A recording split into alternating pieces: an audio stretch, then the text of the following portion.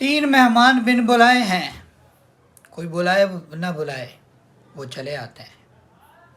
ایک تو اللہ کا رزق ہے، اللہ کی طرف سے رزق کبھی بھی کسی کو بڑی فراوانی کے ساتھ کبھی بھی مل سکتا ہے۔ اور دوسرا مہمان اللہ کی تقدیر ہے، اللہ کا فیصلہ ہے۔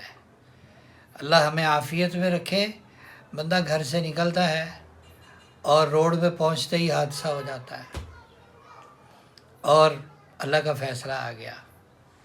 اور تیسرا بن بلایا مہمان موت ہے، کبھی بھی آ جائے گی، لازمی آنی ہے، ہر کسی کو آنی ہے۔